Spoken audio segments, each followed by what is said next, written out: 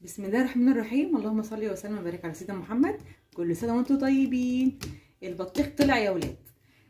اول مره تجيب البطيخ، الاولاد كانوا عايزين البطيخ من زمان، فانا قلت لما يحلو شويه كده ويبقى طعمه مسكر، فانا الحمد لله جبت البطيخه وخلصت يعني. يعني افضل حاجه ان لما نيجي نشتري البطيخه، الجزء ده كده اهم حاجه يبقى لونه كده، تحسه كده ان هو يعني ناشف كده او مسود، معنى كده ان هي البطيخه مستويه كويس. ماشي.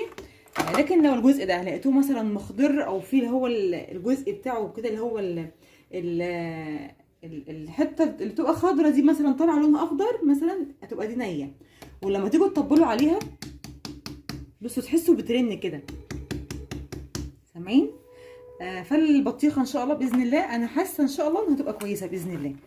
يعني احنا كده نقطعها مع بعض ونشوف كده حظنا معاها كده اول سنه، وان شاء الله حظنا هيبقى زي البطيخه اللي جوه. نشوف يا ترى حظنا السنه دي كده في البطيخ هيبقى حلو ولا يبقى وحش ولا يبقى ايه. واهم حاجه لما نيجي نقطع البطيخ تبقى السكينه نظيفه، ما يبقاش مكانها بصل او ريحتها بصل، تبقى مغسوله كويس جدا جدا بخل، وتتغسل كويس بصابون او بريل، وتتعمل بخل. هنسمي كده بسم الله. هنعرف برضو، هنفتكر برضو مع بعض ونعرف، يعني نفتكر مع بعض. وهقول لكم ازاي لو عندكم مثلا بطيخ وعايزين تحافظوا عليه ريحته ما تتغيرش من ريحه التلاجة، لان طبعا التلاجة بيبقى فيها اكلات كتيره وطبيخ ومحشي وبطاطس وفراخ وحاجات، فساعات كده او مثلا لو في جوافه في حاجات، فريحه البطيخ بتبقى يعني ايه بتلقط. فهنعرف مع بعض ازاي نحافظ على البطيخ معانا، الجزء اللي موجود معانا يفضل فريش زي ما هو اكنك لسه قطعاه، وفي نفس الوقت ما يلقطش ريحه من التلاجة. كده هنسمي بسم الله وهنتوكل على الله. بسم الله الرحمن الرحيم. بسم الله.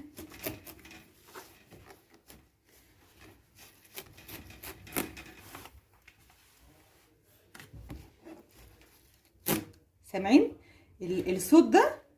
الصوت ده اللي حصل ده، شايفين كده؟ هوريكم تاني.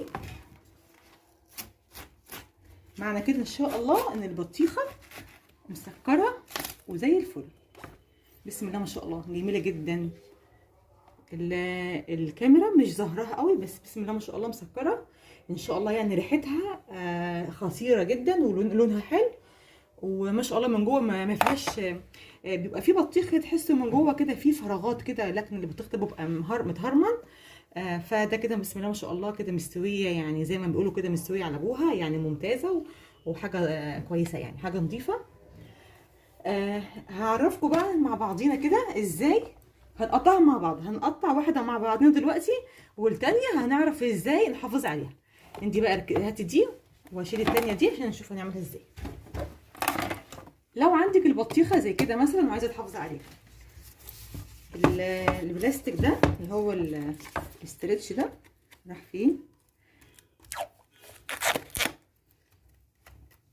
تحافظي عليها، هتاكليها تاني يوم تالت يوم، حتى لو رابع يوم هتبقى فريش عندك وهتبقى جميله جدا جدا، وايه مش هتقط معاكي ريحه ولا اي حاجه.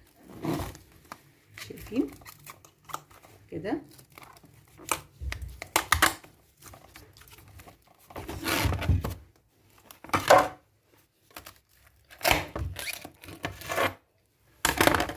الجمال ده كده هتفضل عندك لغايه ما تطلعيها بنفس الشكل ده كده اهي. شايفين الاسترتش؟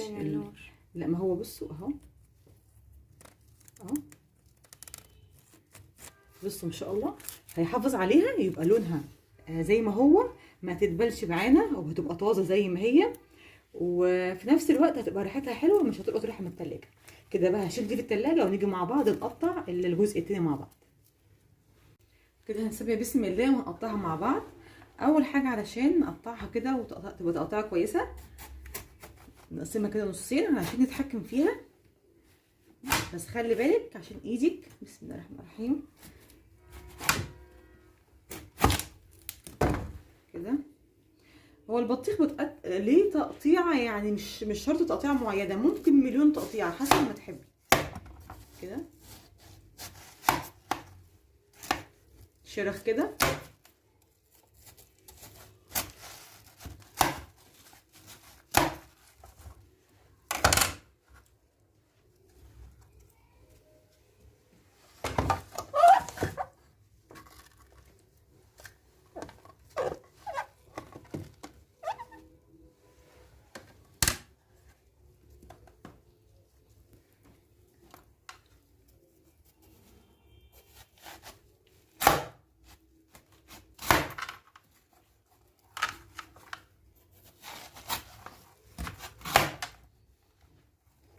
كده التقطيع دي الاولاد بيحبوها قوي، عامله زي المثلث كده.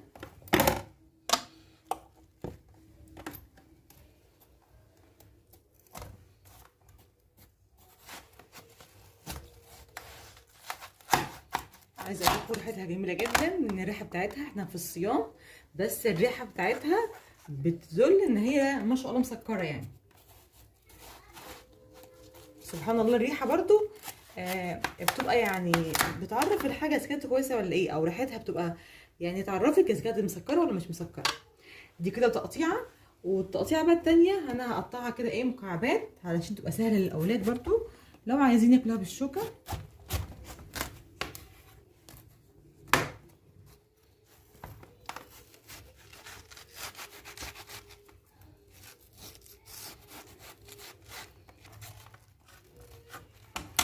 كده دول شويه كده مكعبات للاولاد، يبقى سهل معاهم برضو لو حبوا ياكلوا كده بالشوكه.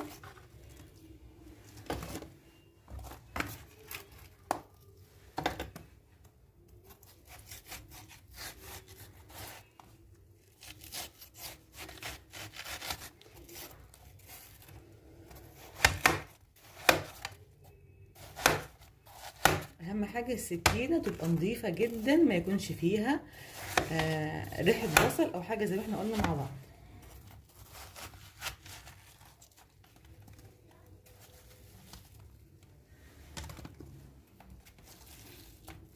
اهم حاجه يا جماعه ما تنسوش الاشتراك ودوسوا لي اعجاب على الفيديو لو عجبكم، وبحبكم قوي قوي. دي اخر بقى قطعه كده. قطعنا البطيخ معانا تقطيعتين مختلفين، وعرفنا ازاي لما نجيب البطيخ ننقاها ازاي، عشان نعرف البطيخه الكويسه المسكره من البطيخه اللي هي بتبقى من جوه بيضه ومش مسكره. سهله جدا يعني، ومش مش محتاجه يعني كلام كتير. ان شاء الله لما تروحوا تنقوا البطيخ شوفوا الحاجات اللي انا قلت لكم عليها في الفيديو، ان شاء الله باذن الله يعني ان شاء الله تطلع معاكم البطيخه كويسه ان شاء الله. وما تنسوش يا جماعه اشتركوا في القناه وتدوسوا لي اعجاب على الفيديو لو عجبكم، وبحبكم جدا في الله، والسلام عليكم ورحمه الله وبركاته.